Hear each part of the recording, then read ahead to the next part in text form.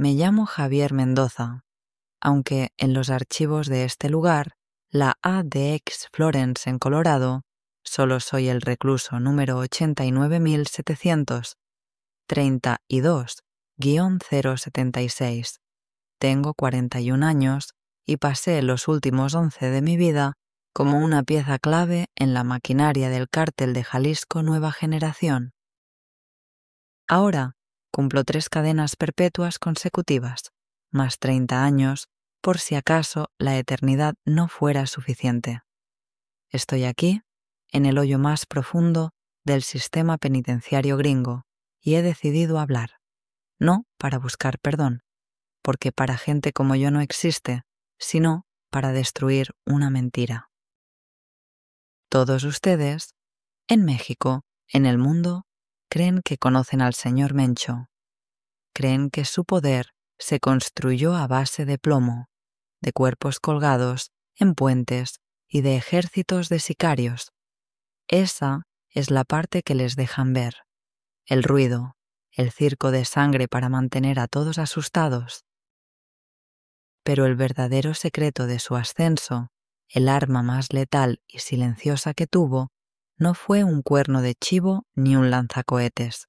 Fue una mujer, un fantasma al que internamente llamábamos la viuda negra. Y mi trabajo, mi maldita especialidad, era ser su sombra, su guía y el que borraba sus huellas. Yo la ponía frente al objetivo y me aseguraba de que el mundo solo viera un accidente, un infarto, una trágica sobredosis. La historia del CJNG que conocen es la de los soldados. Yo les voy a contar la de la espía que los mataba sin disparar una sola bala. Ustedes se preguntarán cómo un tipo de Tonalá, un cabrón que lo único que quería en la vida era tener su propio taller mecánico, termina siendo el manejador de la asesina más sofisticada de un cártel. La respuesta es simple y asquerosa: desesperación. No empezó con la ambición ni con la sed de poder. Empezó con el sonido de un monitor de hospital. Mi hija, mi Lucía, tenía 7 años y sus riñones se estaban apagando. Necesitaba un trasplante, y rápido. Y no uno, sino 2, porque el primero fue rechazado por su cuerpo. El seguro popular era un chiste, una broma macabra. Las listas de espera eran sentencias de muerte. Los doctores privados me dieron una cifra que para mí era como si me pidieran la luna. $200,000. ¿De dónde carajos iba a sacar yo esa cantidad? Vendí el coche, vendí el pequeño terreno de mis padres, pedí prestado a gente a la que nunca podría pagar. Estaba hundido, viendo a mi hija consumirse en una cama de hospital, conectado a una máquina que hacía el trabajo que su cuerpo no podía. Una noche, en la cantina más culera del barrio, ahogando mi miseria en tequila barato, se me sentó al lado un hombre. No dijo mucho.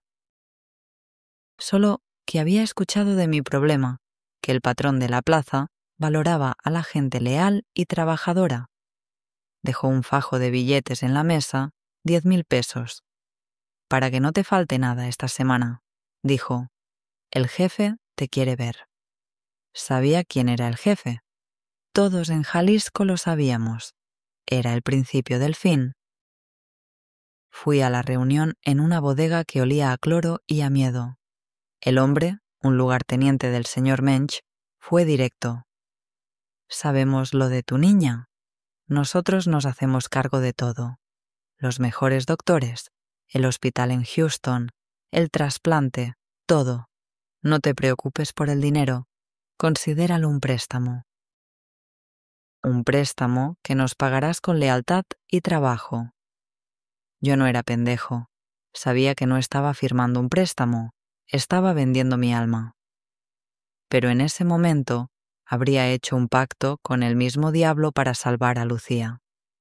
Miré la foto de mi hija en mi cartera, su sonrisa sin dientes, y dije que sí. Al día siguiente, un avión ambulancia la llevaba a Texas.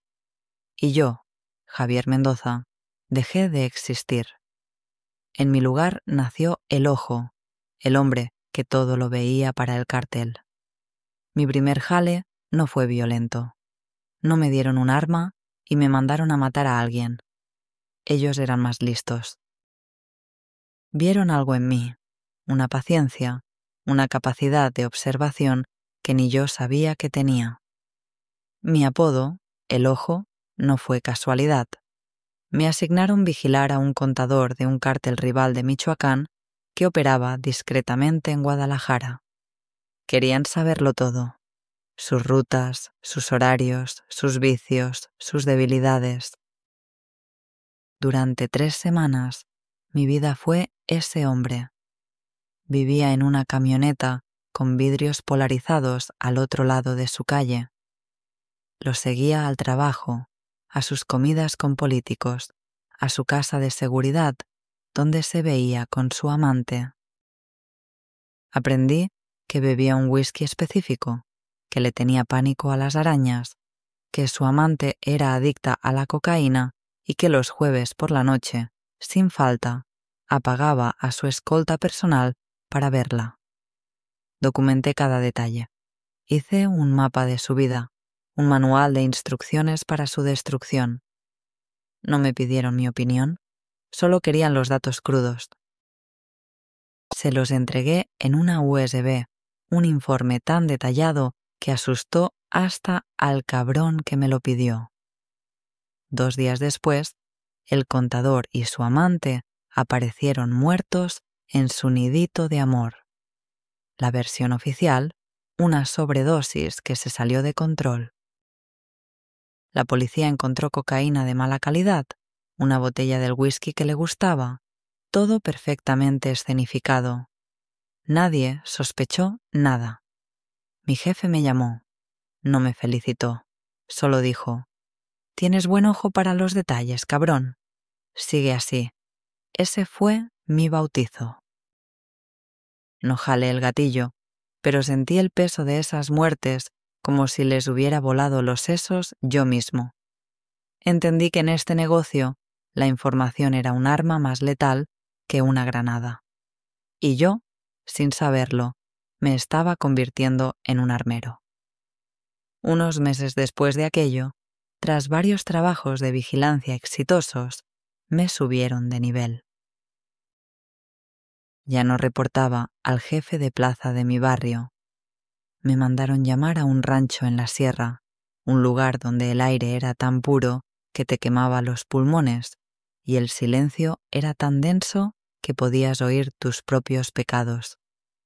Ahí me reuní con uno de los hombres del círculo más íntimo del Mencho, un tipo al que llamaban el licenciado.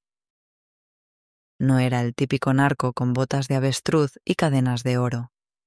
Vestía como un empresario, hablaba con una calma que helaba la sangre y tenía la mirada de un tiburón. Pensé que me iban a dar un objetivo más grande, un pez gordo del gobierno o de Sinaloa. Pero la reunión fue diferente. Me llevaron a una cabaña de lujo, apartada del complejo principal. Adentro, sentada en un sillón de piel, había una mujer. No tendría más de 25 años, era guapa, de una belleza discreta, no llamativa. Podría ser una universitaria, una oficinista. No parecía pertenecer a ese mundo. El licenciado me la presentó. Javier, ella es Isabela. A partir de hoy, ustedes son un equipo. Tú serás sus ojos y su protector. Ella será el bisturí. No entendí una mierda. Entonces, el licenciado me lo explicó. El mundo estaba cambiando. Las balaceras a plena luz del día, los encobijados, todo eso era para los animales, para calentar las plazas y asustar a los contrarios. Pero atraía a los federales, a los marinos, a la DEA. Era un negocio ruidoso y sucio. El futuro, según él, era la sutileza, la eliminación quirúrgica. «Mira a los rusos, a los israelitas», me dijo. «¿Crees que mandan a un grupo de sicarios a matar a un enemigo del Estado en Londres? Number. Usan un perfume con Novichok, un isótopo radiactivo en una taza de té. Es limpio, es negable. Es arte». Ahí fue cuando lo entendí todo. Isabela no era la sobrina de nadie, era su nueva arma, una asesina entrenada no en el uso de armas de fuego, sino en química, en seducción, en el arte de matar sin dejar rastro. Mi trabajo ya no era solo observar. Era crear el escenario perfecto para que ella actuara, identificar la debilidad del objetivo, ya fuera una mujer, una droga, un trago, y convertir a Isabela en esa debilidad. Luego, sacarla de ahí sin que nadie supiera que había estado. Fue mi epifanía y mi condena. Me di cuenta de que no estaba trabajando para una banda de criminales. Estaba trabajando para una corporación de la muerte que operaba con la eficiencia de una agencia de inteligencia. Y yo era el jefe de operaciones de su proyecto más secreto y oscuro. Nuestra primera operación juntos fue un político de Puerto Vallarta. Un diputado local que estaba recibiendo dinero del cártel, pero que había empezado a jugar a dos bandas, pasándole información a un grupo rival. Un problema que necesitaba una solución permanente y silenciosa. Pasé un mes estudiándolo. Era el cliché andante. Hombre casado, católico devoto en público, pero con una debilidad por las jovencitas y el tequila Don Julio Real. Era nuestro punto de entrada. Isabela se transformó. Dejó de ser la chica silenciosa de la cabaña y se convirtió en Valeria, una estudiante de arte de familia adinerada de la Ciudad de México, de vacaciones en Vallarta. La puse en su camino en el lobby del hotel donde él cerraba sus negocios sucios. Fue como ver a una araña tejer su tela. Ella fingió tropezar. Él la ayudó a levantarse. Una sonrisa, una disculpa, una invitación a tomar algo para compensar la molestia. Yo estaba a 3 mesas de distancia, fingiendo leer un periódico, con un auricular en el oído, escuchando cada palabra. En 2 días, él estaba obsesionado. La invitó a su villa privada en Conchas Chinas, una fortaleza con vistas al mar. Esa era nuestra noche. Mientras él mandaba a su escolta a comprar más tequila, yo me infiltré por la parte trasera de la propiedad que daba a la selva. Desactivé 2 cámaras y me posicioné en un punto ciego desde donde podía ver la terraza. Isabela, o Valeria, le sirvió un trago. En el movimiento de servir el hielo, con una agilidad que apenas pude registrar, dejó caer una pequeña cápsula de gel en el vaso. Indetectable, inodora. Se disolvió al instante. Brindaron. Él se bebió el tequila de un trago. 10 minutos después, empezó a quejarse de un dolor en el pecho. Isabela, con una actuación digna de un Oscar, llamó a una ambulancia falsa, un número que le dimos que solo sonaba ocupado. Él se desplomó en el suelo, convulsionando. Ella esperó a que dejara de moverse. Luego, con una calma espeluznante, limpió su propio vaso, se retocó el pintalabios y salió por la puerta principal. Yo la recogí a 2 kilómetros de ahí. La causa de la muerte oficial, infarto masivo. Un hombre de 50 y tantos años, con sobrepeso y una vida de excesos. Nadie lo cuestionó. En el coche, de vuelta a Guadalajara, no dijimos una palabra. Yo conducía, con las manos temblando, empapado en sudor frío. Ella miraba por la ventana, tan tranquila como si volviera de hacer la compra. En ese momento, supe que estaba trabajando con un monstruo con cara de ángel, y que yo era el que le abría la jaula. Los jales se sucedieron uno tras otro. Nos convertimos en una máquina perfectamente engrasada. Yo era el estratega, ella la ejecutora. El siguiente fue un comandante de la Policía Federal en Colima que le estaba pasando información a la Marina. Era un hueso duro de roer. Paranoico, desconfiado, nunca comía ni bebía nada que no le sirvieran sus hombres de confianza. Su única debilidad, descubrí tras semanas de seguimiento, era su vanidad. Se creía un genio invencible. Y tenía una rutina. Cada martes visitaba a su anciana madre en un pequeño pueblo. Era el único momento en que bajaba la guardia. El plan fue arriesgado. Isabela se hizo pasar por una periodista de una revista de negocios que quería hacerle un perfil, un artículo sobre el héroe que estaba limpiando el Estado. Su ego no pudo resistirse. Acordaron encontrarse en un café de la plaza del pueblo justo después de su visita a su madre.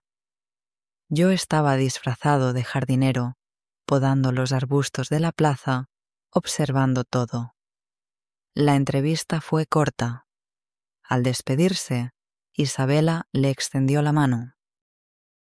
En la palma de su mano llevaba un pequeño parche adhesivo transparente, impregnado con una toxina derivada del fentanilo, modificada para ser absorbida por la piel.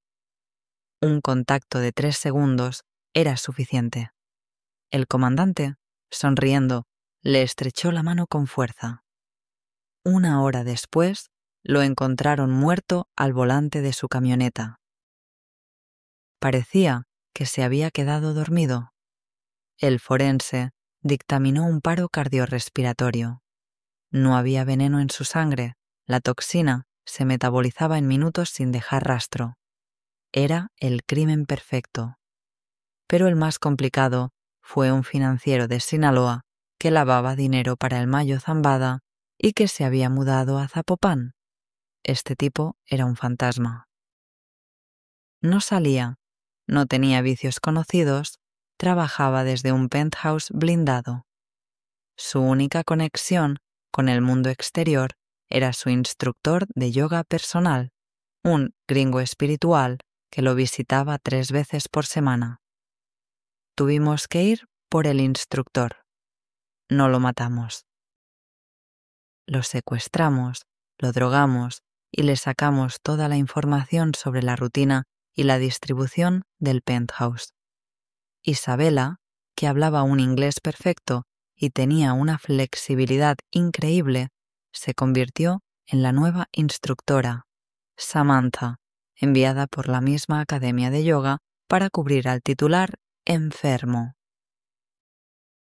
Yo coordiné todo desde un edificio de enfrente, con un micrófono láser apuntando a sus ventanas. El veneno, esta vez, fue un gas incoloro y sin olor, liberado de un pequeño dispositivo oculto en su esterilla de yoga. A mitad de la sesión, el financiero simplemente se durmió para siempre. Isabela salió del edificio, se subió a mi coche y nos perdimos en el tráfico. Con cada misión, mi cuenta bancaria en las Islas Caimán crecía, pero mi alma se encogía. Me convertí en un experto en la muerte silenciosa. Conocía los horarios de los forenses, las limitaciones de los laboratorios de toxicología de la policía estatal. Era un arquitecto de la muerte natural, y cada noche llamaba a mi hija a Houston. Escuchaba su voz, cada vez más fuerte, cada vez más sana, y me decía a mí mismo que todo valía la pena. Pero era una mentira. Y en el fondo yo lo sabía. La sangre no se limpia con dinero. El punto culminante de nuestra carrera, la obra maestra de nuestra macabra sociedad, fue en Guanajuato. La guerra con el cártel de Santa Rosa de Lima estaba en su apogeo. El marro era un dolor de cabeza constante para el señor Mencho. Había un objetivo clave, el segundo al mando del marro, un tipo apodado el Ciclón. Era el cerebro financiero y logístico de Santa Rosa. Eliminarlo no era solo matar a un hombre, era decapitar su operación. Pero el Ciclón era una puta leyenda. Se decía que no dormía 2 veces en el mismo lugar, que cambiaba de coche 5 veces al día y que tenía un sexto sentido para el peligro. No podíamos llegar a él con balas. Tenía que ser algo personal. Tenía que ser Isabela. Mi trabajo de inteligencia duró 2 meses. Fue el más difícil de mi vida. Puse micrófonos en los restaurantes que frecuentaba, soborné a camareros, hackeé los registros de los hoteles de lujo en San Miguel de Allende. Finalmente, encontré una grieta en su armadura, una muy pequeña. Tenía una pasión secreta por los vinos de Borgoña, específicamente por el Romanée Conti. Una botella podía costar más de $20.000. Y había un coleccionista privado en Querétaro que estaba a punto de vender una caja. Nos adelantamos. Compramos la caja a través de un intermediario. Luego creamos la leyenda. Isabela se convirtió en Sofía, una sommelier de una familia de vinicultores franceses, heredera de una fortuna que estaba en México buscando expandir su negocio. La infiltramos en una cata de vinos de alto nivel en San Miguel, un evento al que sabíamos que el Ciclón asistiría. Yo estaba allí, haciéndome pasar por un empresario gringo. La vi trabajar.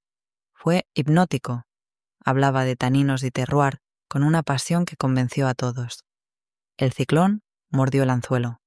Quedó fascinado por ella, por su belleza, su acento, su conocimiento. Durante una semana jugaron al gato y al ratón. Él la invitaba a salir, ella se hacía la difícil. Yo monitoreaba cada llamada, cada mensaje de texto. Finalmente, ella accedió a una cena privada en su hacienda. La noche de la operación, la tensión era insoportable. Yo estaba a 1 kilómetro de distancia, en una colina, con un equipo de vigilancia que parecía sacado de una película de la CIA.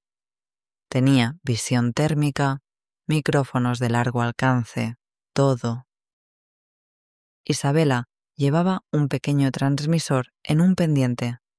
Escuché toda la cena, la música, el sonido de los cubiertos, sus risas. Ella le había llevado un regalo, una botella de Romanée Conti de una cosecha legendaria. La misma botella que nosotros habíamos envenenado. El veneno era una obra de arte. Una toxina sintética que imitaba los efectos de un aneurisma cerebral masivo. Actuaba entre 30 y 40 minutos después de la ingestión. El plan era que ella se fuera antes de que hiciera efecto, pero el Ciclón era astuto. Le pidió que se quedara, que pasara la noche con él. Por el auricular le oí decir a Isabela, con voz tranquila: Plan B, ojo, improvisa una salida para mí en 60 minutos. Mi corazón se detuvo. El plan B no existía. Tuve que crear uno sobre la marcha. Llamé a uno de nuestros contactos en la policía estatal y reporté un falso tiroteo a unos 5 kilómetros de la hacienda.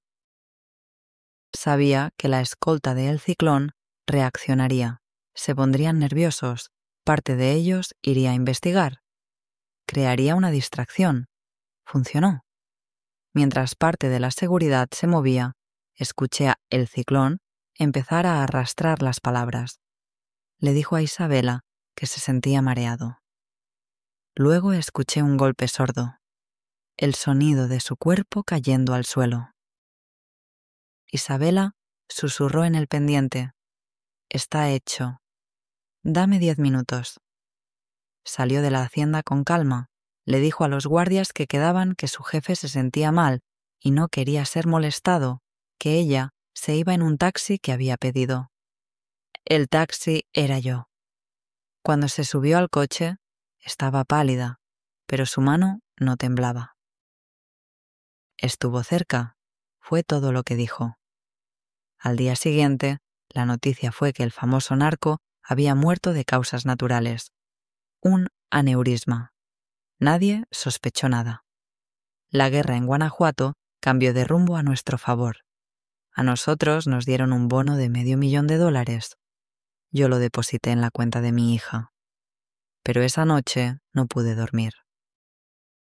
Escuchaba el sonido del cuerpo de ese hombre golpeando el suelo una y otra vez. Habíamos alcanzado la cima de nuestra profesión y yo estaba en lo más profundo del infierno. El punto de quiebre, el momento en que el castillo de naipes que había construido en mi mente se vino abajo, no fue por un narco ni por un policía corrupto. Fue por un periodista. Se llamaba Ricardo Solís. Era un reportero de investigación de un portal de noticias independiente de la Ciudad de México.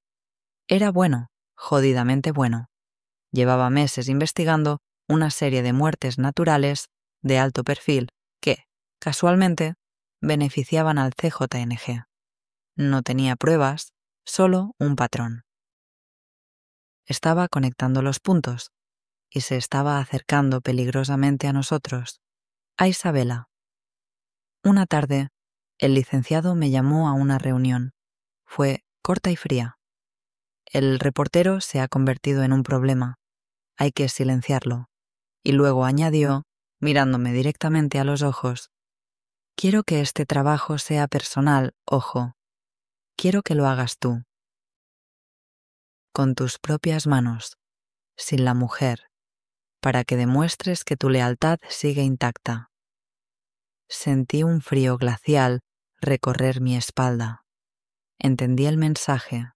Estaban probándome. Había pasado tanto tiempo a la sombra de Isabela que quizás pensaban que me había ablandado. O peor, que sabía demasiado sobre su activo más valioso y me estaba convirtiendo en un riesgo. ¿Matar a narcos y a políticos corruptos? En la retorcida lógica de mi mente podía justificarlo. Eran parte del juego. Se mataban entre ellos. Pero un civil, un tipo cuyo único crimen era hacer su trabajo, decir la verdad. Investigué a Ricardo Solís. Tenía una esposa, 2 hijos pequeños, un niño y una niña. Vi fotos de ellos en sus redes sociales. La niña tenía la misma edad que mi Lucía, la misma sonrisa. Vi un video de él en una conferencia de prensa, hablando con pasión sobre la importancia de la libertad de expresión, y me vi a mí mismo en un espejo por primera vez en años. Vi al monstruo en el que me había convertido, el hombre que pagaba la vida de su hija con la muerte de otros. Podía encargarme de un escuadrón de la muerte, pero no podía apretar el gatillo contra ese hombre. Sabía que si lo hacía, la última pizca de humanidad que me quedaba se extinguiría para siempre. Pero también sabía que negarme era una sentencia de muerte, para mí, y peor aún, para mi familia. Me habían puesto en una trampa sin salida. Por primera vez no le tenía miedo al cártel, me tenía pánico a mí mismo. Empecé a notar cómo me miraban los demás. La confianza había sido reemplazada por una vigilancia fría. Isabela, en nuestro último encuentro, fue más distante que nunca. En sus ojos no vi a una compañera, vi a mi posible verduga. Comprendí que yo era el siguiente en la lista, el hombre que sabía dónde estaban enterrados todos los cuerpos, el único testigo de la existencia de la viuda negra. Era un cabo suelto. Y en este negocio, los cabos sueltos se cortan. Tomé una decisión. Iba a huir. Tenía dinero, casi $2 millones en cuentas anónimas. Tenía pasaportes falsos para mí, mi esposa y mi hija. Un plan de contingencia que había preparado por si las cosas se torcían. El plan era sencillo: volar a mi familia, que ya vivía en San Antonio, bajo un pretexto de seguridad, a Canadá y de ahí a Europa. Yo me reuniría con ellas más tarde. Tenía que fingir que iba a cumplir la orden de matar al periodista para ganar tiempo. Le dije a el licenciado que estaba haciendo la vigilancia, que lo haría en un par de días. Era una mentira. Estaba vaciando mis casas de seguridad, destruyendo pruebas, borrando mi existencia. La noche de mi supuesta operación, en lugar de ir a la casa del periodista, me dirigí al aeropuerto de Guadalajara para tomar un vuelo a Tijuana y cruzar la frontera a pie. Pero ellos ya lo sabían. No sé cómo. Quizás siempre tuvieron un localizador en mi coche. Quizás mi llamada a mi esposa fue interceptada. O quizás, simplemente, nunca confiaron en mí. A mitad de la autopista a Guadalajara, 2 camionetas negras me cerraron el paso. No eran policías, eran de los nuestros, de mi propio equipo. Vi sus caras, muchachos que yo mismo había entrenado en técnicas de vigilancia. No hubo disparos. Salieron, me sacaron a rastras del coche y me dieron la paliza de mi vida. Me rompieron las costillas, la nariz, un brazo. Cuando me desmayé, desperté en el mismo rancho en la sierra donde había conocido a Isabela. El licenciado estaba sentado frente a mí, limpiando unas gafas con un pañuelo de seda. «Me has decepcionado, Javier», dijo con una calma aterradora. La lealtad no era tan cara, después de todo. Pensé que me iban a matar, que me disolverían en ácido o me colgarían de un puente, pero tenían algo peor preparado para mí. Hicieron una llamada. Escuché a el licenciado hablar en inglés con alguien. «Tenemos un paquete para ustedes». Un pez gordo del CJNG. Sabe todo sobre nuestras rutas a California. Se lo entregamos en bandeja de plata. A cambio, queremos que el cargamento del martes en el puerto de Manzanillo no tenga inspecciones sorpresa. Estaba escuchando mi propia venta. Me estaban entregando a la DEA. No solo para deshacerse de mí, sino para sacar provecho. Me convirtieron en una moneda de cambio. 2 días después, magullado y drogado, me encontraron en una redada de la Marina Mexicana, coordinada con agentes estadounidenses en una casa de seguridad en Tijuana. Me plantaron armas, drogas, libros de contabilidad falsos que me implicaban en cosas que ni siquiera había hecho. Me convirtieron en el monstruo que necesitaban para cerrar su trato. Fui extraditado a Estados Unidos en menos de un mes. El juicio fue un circo. El cártel se aseguró de que testigos anónimos declararan en mi contra. Me hundieron. Y mientras el juez leía mi sentencia de por vida, solo podía pensar en una cosa: mi familia. El licenciado, antes de que se me llevaran, me susurró al oído: «Tu hija está bien.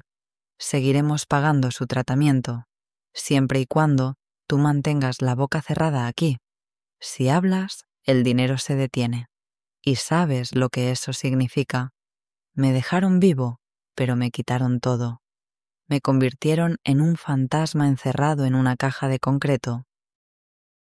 Y aquí estoy, en esta celda de 2 por 3 metros, a miles de kilómetros de todo lo que una vez amé. Durante años guardé silencio. Cumplí mi parte del trato. El miedo a lo que le pudieran hacer a mi familia era un candado en mi boca. Pero hace 6 meses todo cambió. A través de un abogado de oficio, me enteré de que mi esposa y mi hija murieron en un accidente de coche en Texas. Un conductor borracho, dijeron, un camión que perdió los frenos. Pura mierda. Sé que fueron ellos. El trato terminó. Mi silencio ya no protegía a nadie. Mi lealtad se había convertido en cenizas.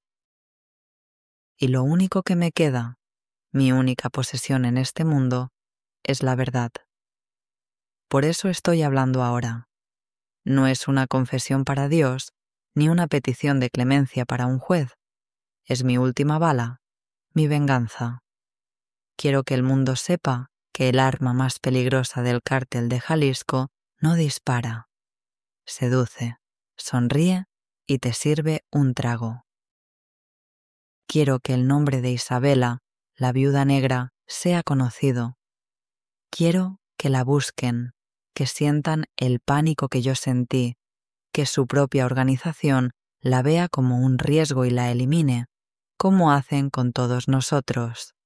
Este es mi legado. Para ti, el joven de mi barrio que ve las camionetas de lujo y escucha los corridos y piensa que esta es una vida de poder y respeto, escúchame bien, todo es mentira. El dinero se acaba, los lujos se pudren, los amigos te traicionan o mueren. Lo único que queda es la sangre en tus manos y el eco de las voces que ayudaste a silenciar. Yo lo tuve todo: dinero, poder, el respeto que nace del miedo. ¿Y qué me queda? Nada. Solo estas paredes de concreto y los rostros de los muertos que desfilan en mi mente cada noche. No hay salida de esta vida. No hay jubilación, no hay final feliz. Solo una fosa anónima, una celda como esta, o el olvido. Si crees que eres más listo, que a ti no te pasará, recuerda mi nombre: Javier Mendoza. El ojo. El hombre que lo vio todo y terminó ciego, solo, esperando que la oscuridad finalmente se lo trague todo.